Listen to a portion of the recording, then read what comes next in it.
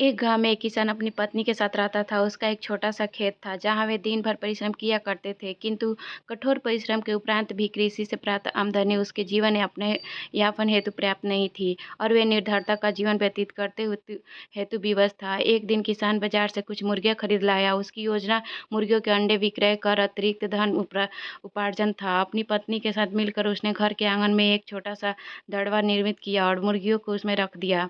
भोर होने पर जब उन्होंने दवड़े में झाँक कर देखा तो आश्चर्यचकित रह गया। वहाँ अन्य अंडों के साथ एक सोने का अंडा भी पड़ा हुआ था। किसान उस सोने के अंडे को अच्छी कीमत पर जौहरी के पास बेच आया।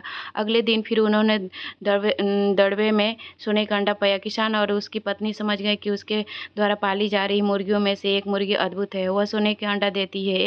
एक रात पहरेदारी कर वे सोने के अंडे वाली मुर्गी को पहचान गए। उसके बाद से वे उसका खास ख्याल रखने लगे। उस मुर्गी से उन्हें रोज सोने का अंडा मिलने लगा। उन अंडों को बेचकर किसान कुछ ही महीनों में धनवान हो गया। किसान अपने जीवन से संतुष्ट था, किंतु उसकी पत्नी लोभी प्रवृत्ति की थी। एक दिन वह किसान से बोली, आखिर कब तक हम रोज एक ही सोने का अंडा प्राप्त करते रहेंगे? क्यों ना हम मुर्गी के पेट से एक साथ सारे अंडे निकाल लें। इस तरह हम उन्हें बेचकर एक बार में इतने धनवान हो जाएंगे कि हमारी 7 पुश्त आराम की जीवन व्यतीत करेगी।